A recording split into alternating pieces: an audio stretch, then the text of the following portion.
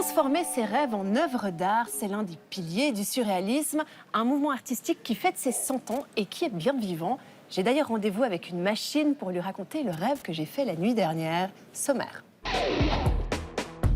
Si vous voulez découvrir ou redécouvrir le surréalisme, c'est l'une des expositions à ne pas manquer à Lausanne, entre les lèvres de Mae West et une fausse pipe. Non, c'est pas une pipe. C'est pas un tableau non plus. Non. C'est un chariot minibar. Et si nos rêves les plus dingues prenaient forme et couleur? Couchez-vous et laissez l'onéroscope travailler. On maîtrise pas tout, quoi. C'est bien la seule chose qu'on maîtrise pas du tout, que l'intelligence artificielle ne pourra pas maîtriser non plus. Nos rêves, c'est hyper à nous. Le rêve, le geste, l'émerveillement, des lieux et des rencontres inopinées. Elle en a fait un film. Mais c'est vraiment écrit avec les images, avec les sensations que j'avais, avec mon intuition. Tout d'un coup, je vais mélanger un cosmonaute avec des méduses. Le surréalisme, un courant artistique qui secoue nos habitudes. Et si on l'appliquait à notre quotidien?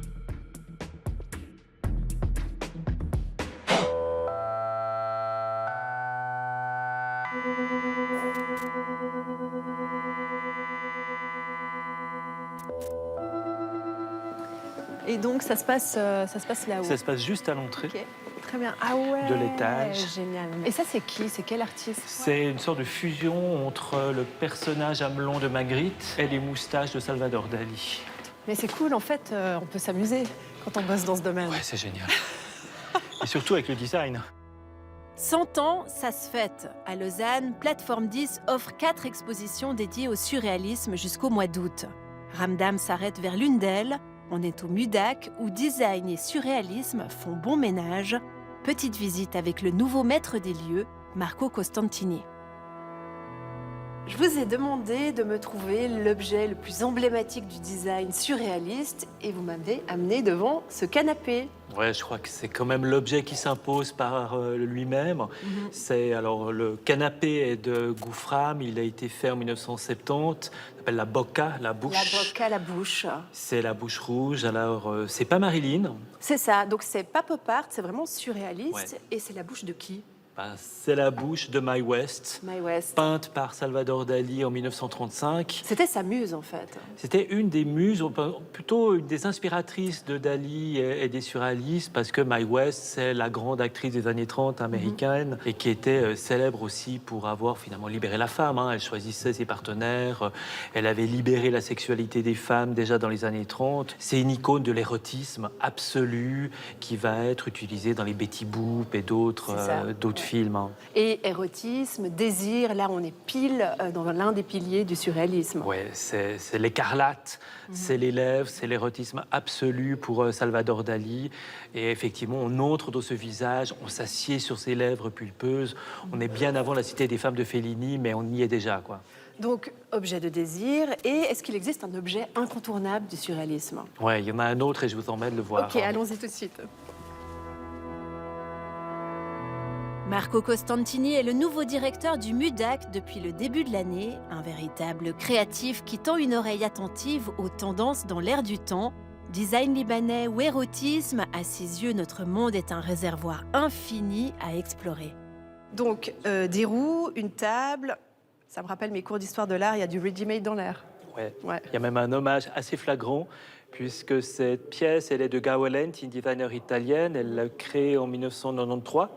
Et c'est un hommage direct à Marcel Duchamp, à une pièce qui s'appelait Roue de bicyclette, qui était une roue accrochée sur un tabouret et qui était présentée telle qu'elle.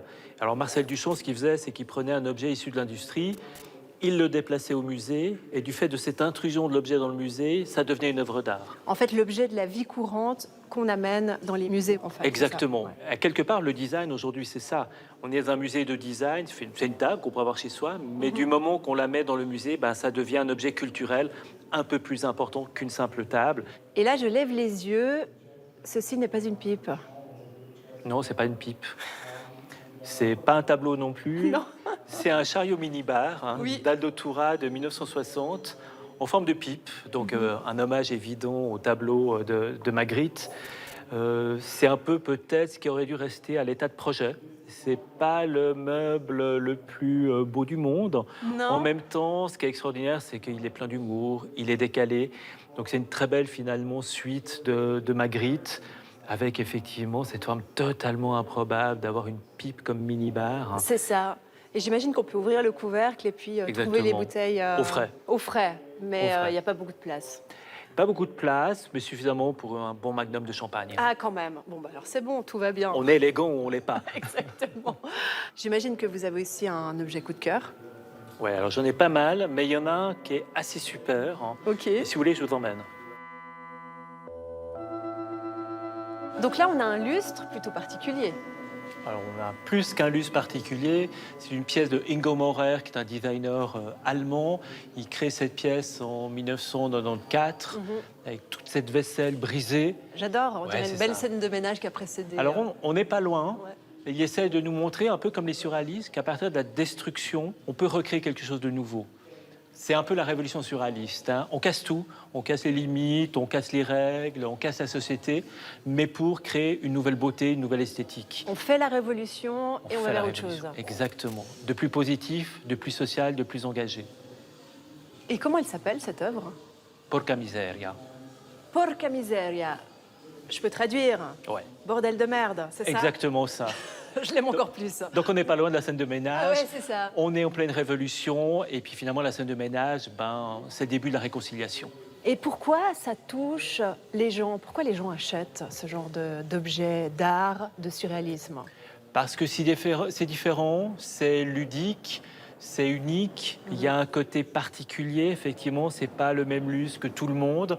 Il a effectivement cet aspect extraordinaire qu'ont souvent les objets surréalistes. Si je vous montre ça, vous pensez à quoi? Ou à qui? Je pense à Salvador Dali.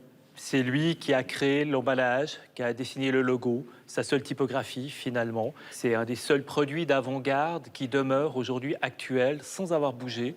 La recette est la même, le graphisme est le même. Et donc tout le monde peut sursauter un Salvador Dali au quotidien. Donc moi je vous dis bon appétit. Merci. Bon appétit aussi.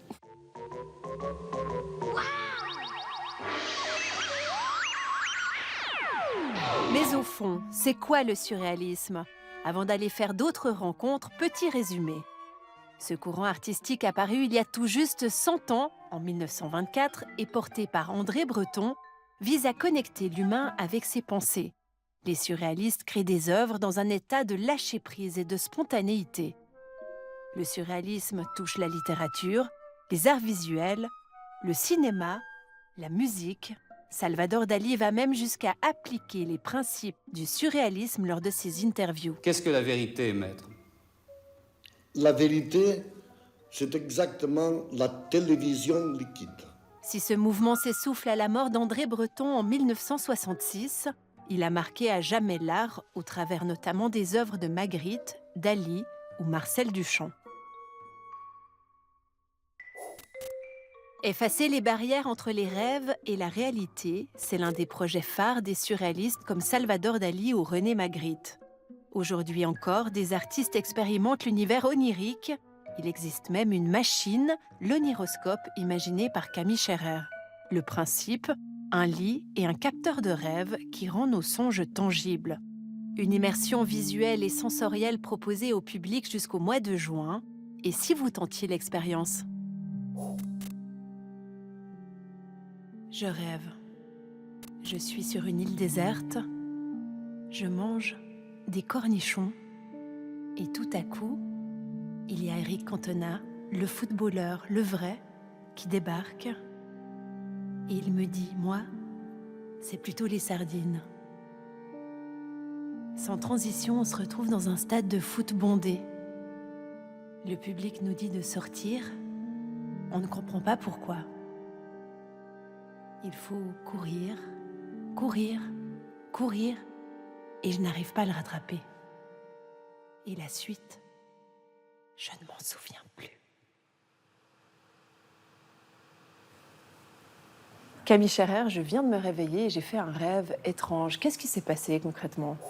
Alors, vous avez fait un rêve qui a été interprété par l'oniroscope. C'est Qu'est-ce que cette machine? une machine un petit peu improbable que j'ai inventée, enfin j'essaye d'inventer en ce moment. L'idée, c'est, comme le faisaient les surréalistes à l'époque, c'est de prendre des choses qui sont pas faites pour s'entendre, a priori, les mettre ensemble puis de voir le résultat qui va se passer. Des côtés un peu aléatoires qui, moi, m'intéressent.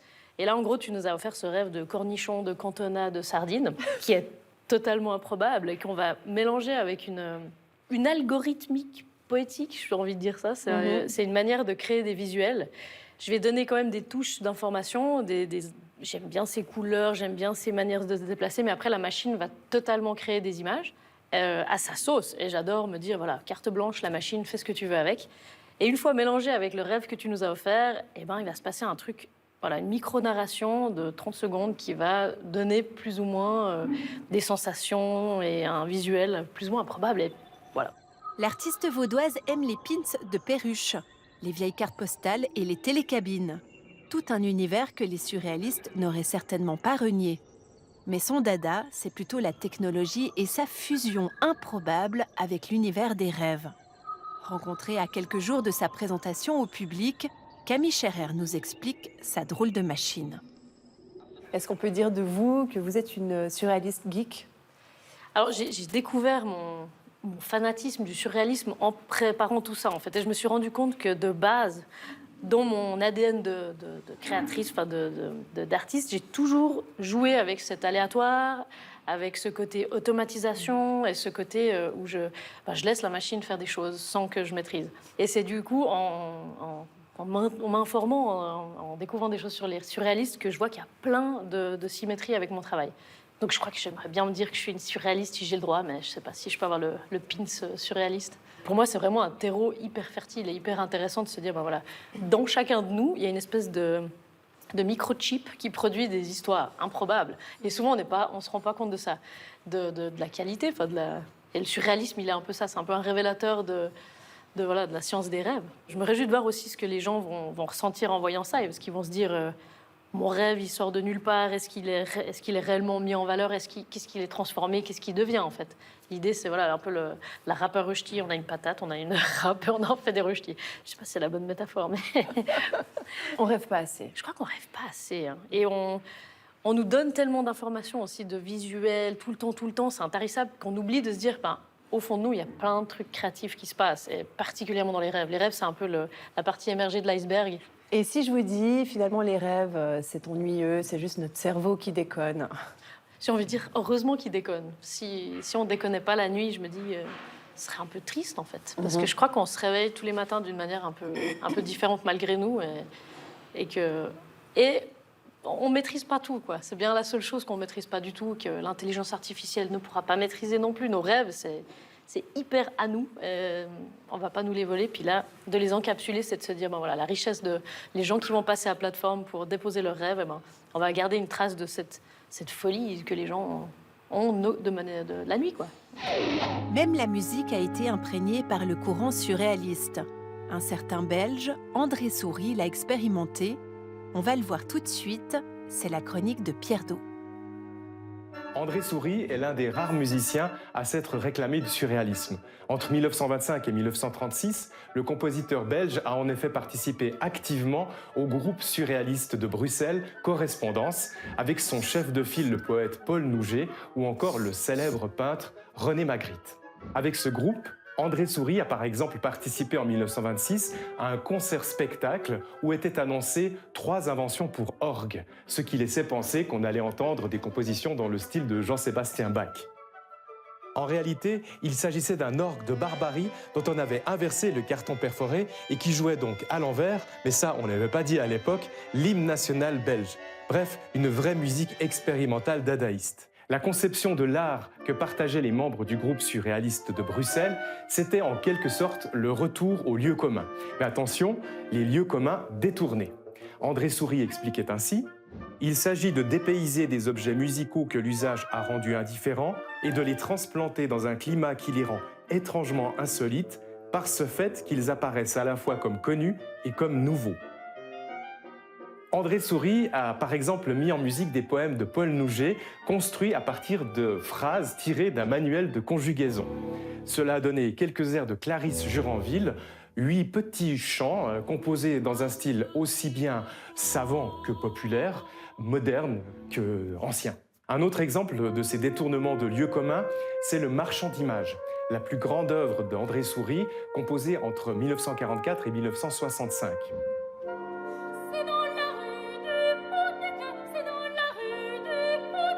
Il y reprend des chants populaires très connus de Wallonie, mais attention, en les intégrant, en les déplaçant dans un univers musical très différent.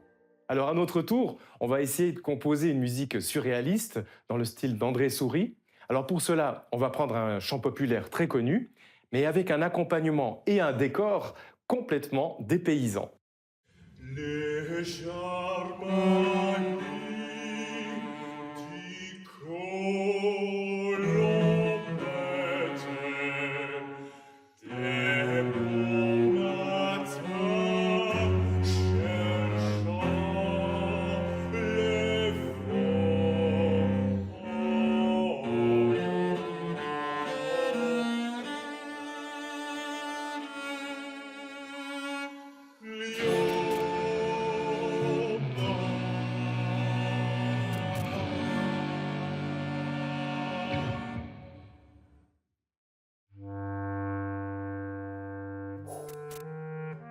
On peut dire qu'il met des mots et des matières qui ne vont d'habitude pas ensemble. Il aime les objets et les associations bizarres. Il s'appelle Denis Savary et comme certains surréalistes, il s'intéresse particulièrement à un animal fétiche, le fourmilier. C'est votre œuvre. Est-ce que vous me la présentez? Alors oui, il s'agit d'une sculpture réalisée en fibre de verre qui représente un fourmilier. Un fourmilier, comme ça, c'est quand même particulier comme animal. En effet, de par c'est un animal curieux en fait de sa forme. Je pense que c'est la raison pour laquelle en fait il a intéressé en fait les surréalistes, parce que du coup la première impulsion pour moi pour réaliser cette sculpture, il y en a une deuxième pas loin.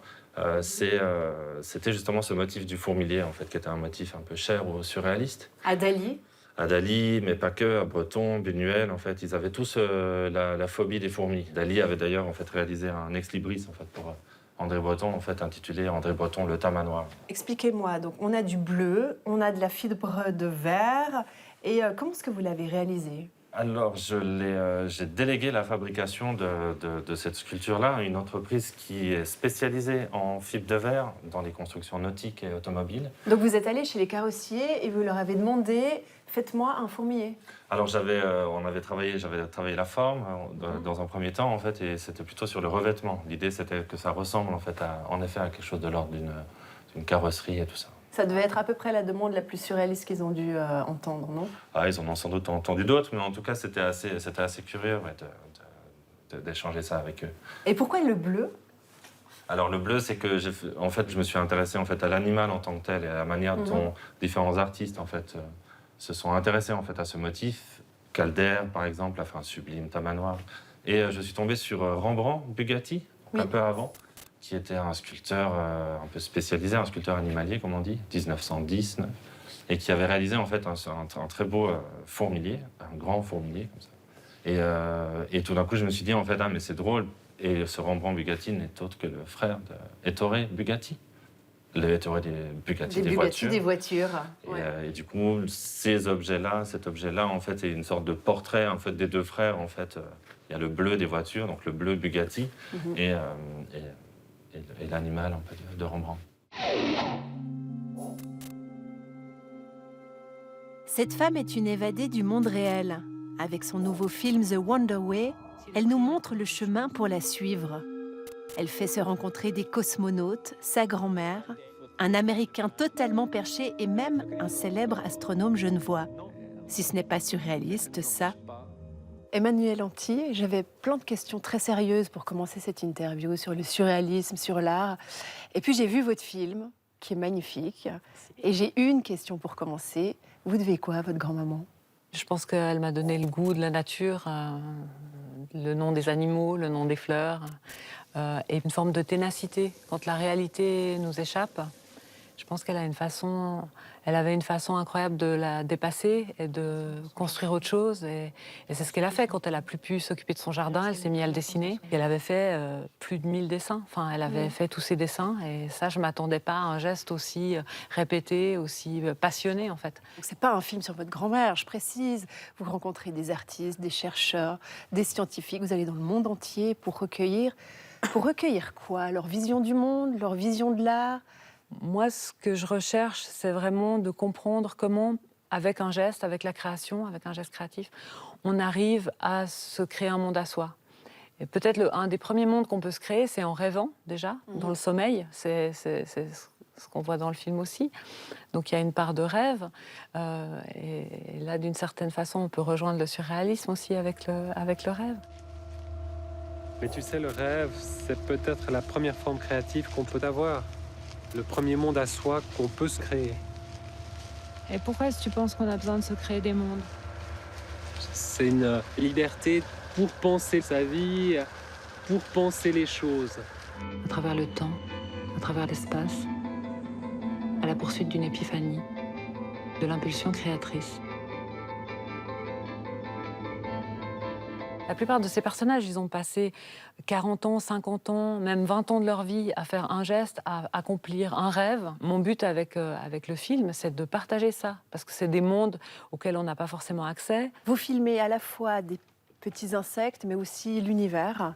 Ça, c'est aussi une marque de surréalisme. Si on veut, en tout cas, d'essayer de capturer l'infiniment grand ou l'infiniment petit et de basculer de l'un à l'autre, je ne sais pas si c'est le surréalisme. Moi, ce que j'aime dans le surréalisme, c'est les associations libres. Ce rapport au rêve, ce rapport à la place qu'a l'inconscient.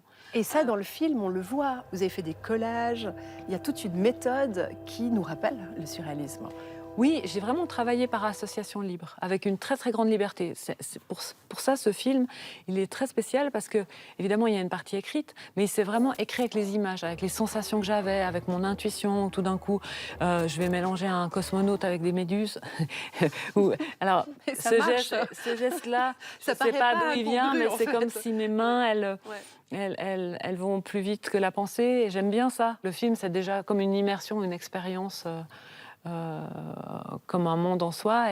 Et dans ce sens-là, ça rejoint peut-être les premières émotions créatives que moi j'ai eues, si on reparle un peu du surréalisme, mais c'est quand j'ai été voir le Palais idéal du Facteur Cheval, ou alors, quand j'étais petite aussi, mes parents m'emmenaient au théâtre-musée de Dali, à Figueras, et j'étais éblouie par cette idée d'une œuvre totale. Qu'est-ce qui vous a touché émotionnellement en voyant ces deux espaces créatifs absolus? Mais c'est génial de se créer une planète. Moi, je pense qu'on est tous capables de se créer sa planète, enfin de la nourrir de tout ce qu'on veut et de choses qui sont des fois pas forcément logiques, mais c'est notre propre logique. Et c'est ça qui est beau dans ce geste, des fois de lâcher prise et d'association libre.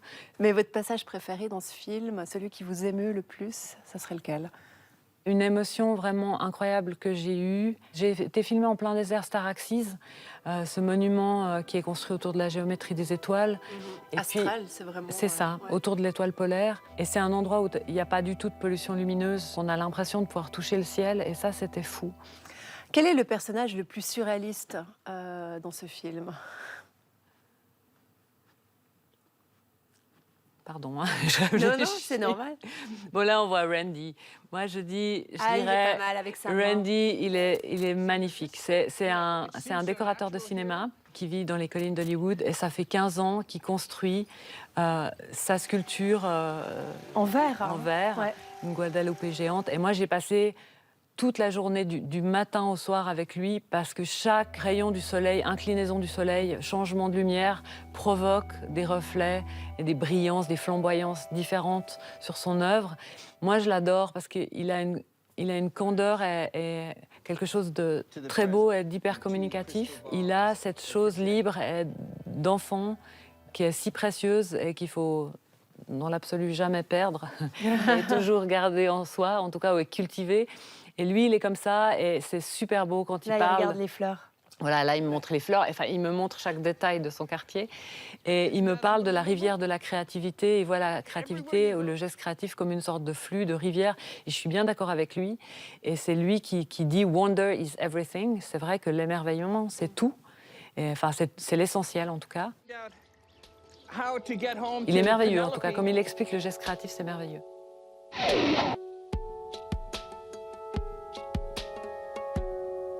On l'a vu tout au long de cette émission, faites place à vos rêves et mettez du surréalisme dans votre quotidien et sortez. Ici, à Plateforme 10, 4 expositions sont consacrées au surréalisme. Et sinon, dans l'actualité culturelle, le Musée des Beaux-Arts de La Chaux-de-Fonds consacre une magnifique exposition intitulée Ton de Mars. On y trouve des artistes qui ont exploré le pouvoir onirique. Belle soirée, ciao!